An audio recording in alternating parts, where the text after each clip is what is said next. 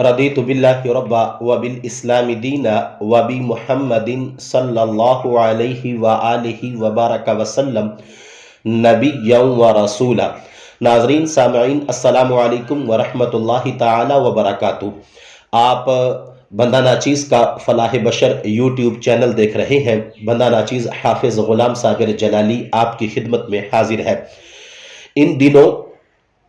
ذوالحجہ شریف کے مبارک مہینے کی آمد ہے، تو اس حوالے سے ہم نے جو ہے وہ قربانی کے حوالے سے چند اہم گفتگو کے حصے جو ہیں وہ آپ کے ساتھ شیئر کرنا ضروری سمجھا۔ آج یہ دوسرا حصہ ہے اور اس کے اندر ہم یہ بیان کرنے جا رہے ہیں کہ قربانی کس پر واجب ہے۔ یاد رکھیں، قربانی کے واجب ہونے کی کچھ شرائط ہیں، جس طرح کہ نماز کی کچھ شرائط ہوتی ہیں، اور وہ شرائط اگر نہ پائی جائیں تو نماز جو ہے وہ کامل نہیں ہوتی بلکہ ناقص ہوتی ہے، اور ان شرائط کا پایا جانا ایک نمازی کے نماز کو ادا کرنے کے لیے ضروری ہے۔ اسی طرح قربانی کرنے کی بھی کچھ شرائط ہیں اور اس کے واجب ہونے کی بھی کچھ شرائط ہیں۔ قربانی کسے کہتے ہیں؟ سمپل سا اس کا جواب یہ ہے، بالکل سادہ اور آسان الفاظ میں، مخصوص جانور کو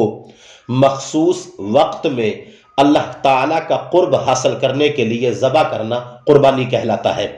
اب چلتے ہیں شرائط کی طرف۔ 4 شرطیں ہیں قربانی کے واجب ہونے کی۔ نمبر 1، مسلمان ہونا۔ ظاہر ہے کہ جو ایمان والا نہیں اور جو اللہ تعالیٰ کی وحدانیت پر اور حضور سید عالم نور مجسم شفیع معظم صلی اللہ علیہ وآلہ وسلم کی ذات مقدسہ پر ایمان نہیں لایا، اس پر قربانی نہیں۔ نمبر 2، مقیم ہونا، یعنی کہ مسافر نہ ہو۔ مسافر کے شہر سے باہر نکل کے آگے جہاں وہ جانا چاہتا ہے، تقریباً 92 کلومیٹر کا جو راستہ ہے، جو مسافت ہے، وہ جب سفر کرے گا تو مقیم نہیں کہلائے گا بلکہ مسافر ہوگا۔ یہاں پر اس بات کو بھی ذہن میں رکھیں کہ جس طرح کچھ لوگ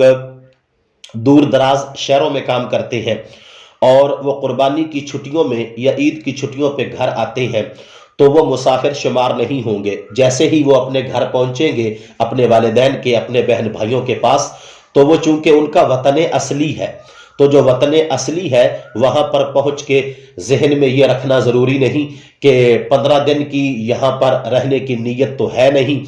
ہماری نیت تو صرف چھٹیاں 3 یا 4، تو لہٰذا ہمارے اوپر قربانی نہیں، ایسی کوئی بات نہیں۔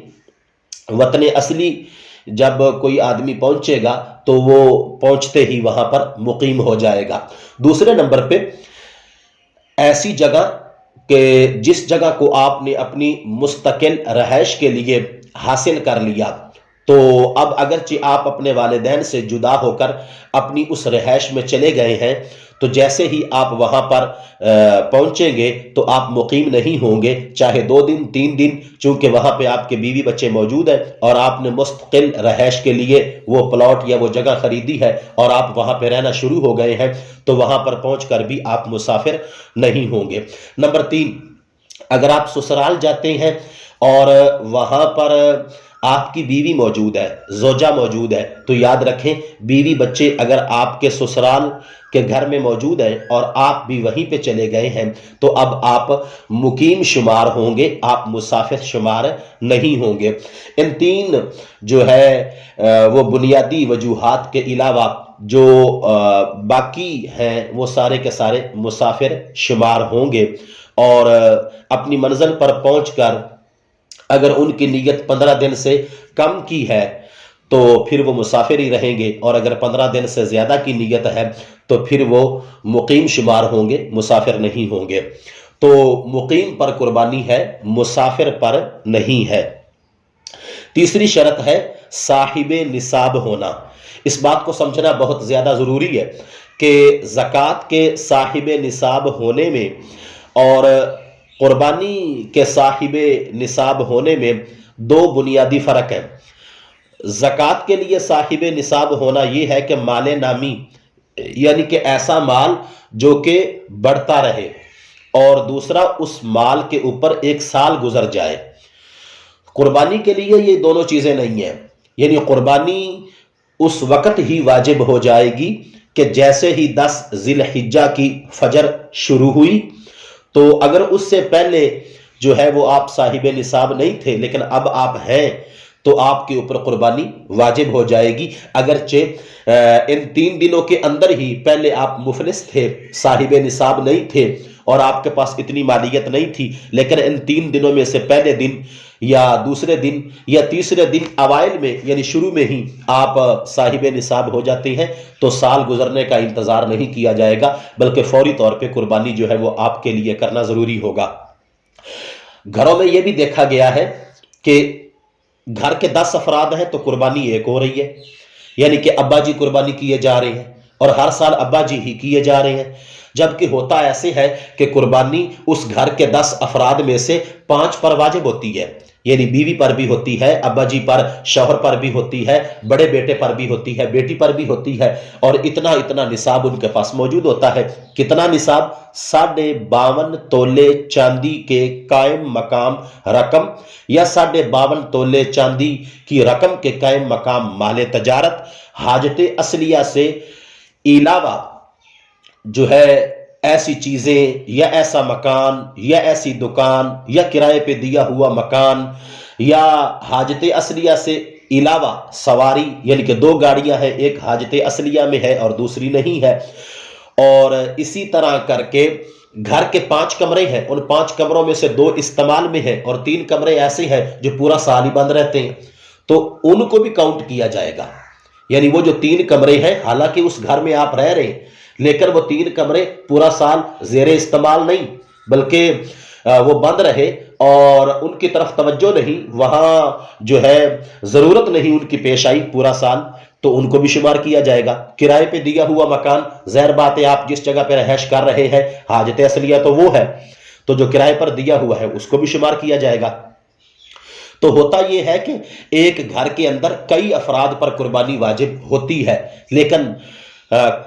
جو ہے وہ ایک ہی گھر کا فرد جو ہے وہ قربانی کر رہا ہوتا ہے۔ اور کچھ جگہوں پہ معاشرے کے اندر یہ بھی دیکھا گیا ہے کہ ایک راؤنڈ بنایا ہوا ہے کہ اس سال ابا جی کریں گے، اگلے سال اما جی کی باری آ جائے گی، اگلے سال پھر بڑے بھائی کی، پھر چھوٹے بھائی کی، پھر بڑی آپی کی اور چھوٹی آپی کی۔ ایسا بھی نہیں ہے، یعنی ایک عجیب عجیب طریقے ہم نے اپنے ذہن سے ہی وضع کر لیے۔ اور کچھ لوگ یہ سوال کرتے ہوئے بھی نظر آتے ہیں کہ چونکہ ہم نے پہلی قربانی کرنی ہے اس سال تو ہم نے سن رکھا ہے کہ پہلی قربانی جو ہے وہ آقا کریم صلی اللہ علیہ وآلہ وسلم کے نام کی ہوگی اور اس کے بعد ہماری قربانی شروع ہوگی۔ یہ تمام کے تمام جو خیالات ہیں ان کی کوئی اصل نہیں ہے، بلکہ ہر بندہ اپنی اپنی قربانی کا جواب دہ ہے۔ اگر وہ ان 4 شرائط پائی جاتی ہے تو واجب ہے اس پر قربانی اور اس کو قربانی کرنی چاہیے۔ تو صاحب نصاب کا جو ہے وہ مختصر انداز میں میں نے آپ کی خدمت میں پیش کر دیا کہ جو کچھ بھی آپ کے پاس ہے حاجت اصلیہ کے علاوہ وہ تمام کا تمام اکٹھا کرو۔ مثال کے طور پہ کسی کے پاس 1 تولہ سونا ہے تو ظاہر بات ہے کہ 1 تولہ سونے کی جو قیمت ہے وہ 52.5 تولے چاندی سے کہیں زیادہ ہے، تو اب 1 تولہ سونے کی مالیت رکھنے والی عورت پر یا رکھنے والے مرد پر قربانی واجب ہے۔ تو ان چھوٹی چھوٹی باتوں کو جب ذہن میں جگہ نہیں دی جاتی اور ان کی طرف توجہ نہیں دی جاتی یا ان کی اہمیت نہیں سمجھی جاتی تو ہم اپنا بہت ہی بڑا نقصان جو ہے وہ آئے سال جو ہے وہ کر رہے ہوتے ہیں۔